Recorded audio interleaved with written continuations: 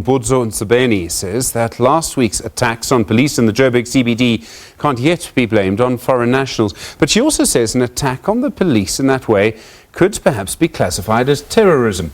Last week, the police said informal traders who threw rocks and stones at officers in a police vehicle were foreign nationals. The officers say they were trying to conduct a raid on people selling illegal and counterfeit goods. Lindokuhle Mkhumane is the Acting Director General in the Department of Small Business Development. He's in our studio now. Lindokuhle, good evening. Thank you so much for joining us this morning. Good evening. Good evening. Good evening, Stephen. Firstly, has the Minister been quoted accurately when she says that foreign nationals can't yet be blamed for what happened last week? Yes, because she said we need to wait until the police make arrest. So you can't say it's all of foreign nationals.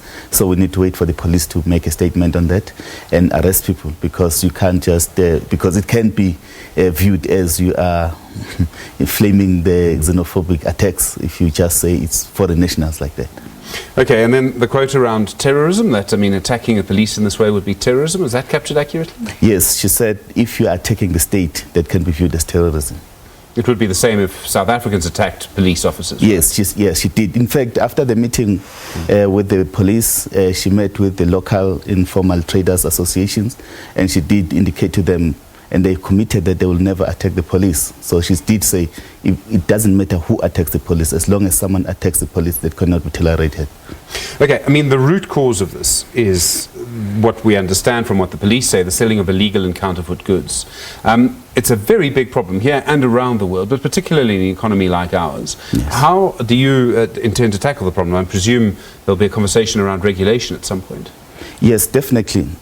We intend to engage with our counterparts at national, especially Department of Home Affairs, Department of International Relations, because we need to compare with what other countries are doing when it comes to especially people who are trading at an informal as well as small business level.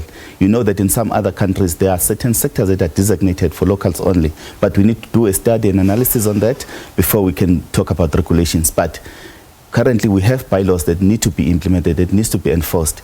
If we can go back to our minister's state budget vote speech, she did indicate that she's going to be working closely with the municipalities, but we are going to tackle that at a SALGA level, because we need to implement this throughout the country so that we look at the bylaws that are there.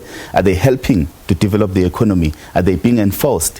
What is wrong with, if they are not being enforced, what is wrong with the current bylaws? Are they enabling our informal businesses? Because we believe that informal businesses are not all of them a nuisance, but they are economic activities, because some people survive on informal business. Anywhere around this country you will see often a woman running an informal business. She's doing that to make sure that her children have enough food to eat. You can't take that away. Yes, definitely, but it needs to be done legally, because it doesn't matter whether it's a foreigner or a South African. If you are trading in counterfeit goods, that's wrong. It's illegal. You cannot promote that. Okay, counterfeit goods in particular is a very difficult problem, because brands invest, huge amounts of money in building their brand. They have a certain quality, or they claim to. And then you have people selling fake goods, and anyone is going to buy something that is a lot cheaper than the original. That's human nature. Yes. I don't even see how you start to regulate this to stop this. We had a briefing from the representative of these big brand manufacturers, people who manufacture Nike, Adidas. He said between December last year and July this year, they've lost 350 million rands. That's a lot of money. Money that could have gone to taxes, money that could have been someone else's salary. The income that government has lost, it's huge. So we cannot just ignore this. But what we said to the representative of the manufacturers, of the brand holders, we need to have a conversation with them, because if they are importing so many goods, should we not have a conversation and look at how we can support our small businesses, local businesses, to manufacture these goods in the country? Because we'll all benefit from this. They don't have to worry about these counterfeit goods coming through our borders, but they also have to assist our economy to grow. So we're going to have that conversation.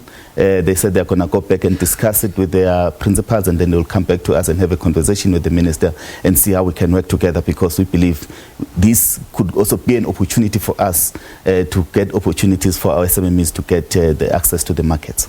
If you follow the counterfeit goods back, I doubt you'd find they're made in this country. So the question then is, how did they arrive here? Which means you also have to have a conversation with SARS, which runs customs. Definitely. But the other twist in this thing, they said in some instances, they go to these malls like Chinese malls. They buy goods there and they put these brands. You'll see that polo sign upside down. It's those goods that are bought locally. So it happens both ways, but we know that most of these goods are coming from outside of the country. That's why we're having a conversation with our counterparts at national, especially Home Affairs, to look at our borders, because the mission that we had today, we also had to go and see for ourselves, because you can't just sit and watch on TV, but you need to go and talk to the people who are there on the ground so that we can better understand the situation. So we are going back to national government to talk about this thing. Okay, I mean, there are various dynamics that are at play here. You're not responsible, your department's not responsible for a situation that's developed over a very long time, but one of the questions would be, are police targeting foreign-owned shops or, spaza shops run by foreign nationals more than they're targeting South Africans? That's certainly the claim that will come from foreign nationals. Do you believe police will be able to, defend themselves against that claim? That's not the kind of tension we would like to see in our society. Definitely it's not.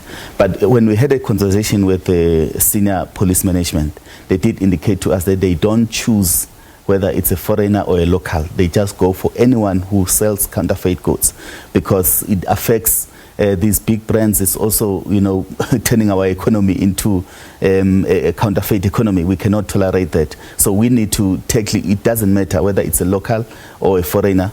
Whoever does something that is illegal, we'll tackle them. Okay, as the Department of Small Business, your job, I think most people see your job as to help small business. Yes. That's certainly how I see it. I mean, most economists will talk about how many small businesses we need, hundreds of thousands.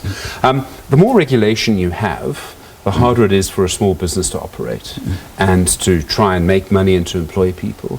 So what you've now got to try and do is thread a very difficult needle. You want to make sure that all the small businesses comply with the law. You also want to make sure that you don't take too big a hammer of regulation to them. Yes. No, we need to strike a balance, because if you make it difficult for small businesses to operate, they will fail. And we have a program what we call red tape reduction. We look at the specific laws and regulations and look at what can be changed. For example, if it takes 5 days to register a business within a municipality, we look at the processes that are there and try and cut that down as much as possible, but make sure that people still comply, because we have to enforce the law. Otherwise, we'll be in trouble as a country if we allow it's a free-for-all. So we need to balance. We understand that. Lindokuhle Mkhumane, thank you very much indeed for your time. I do appreciate it. The Acting Director General in the Department of Small Business Development. In other news,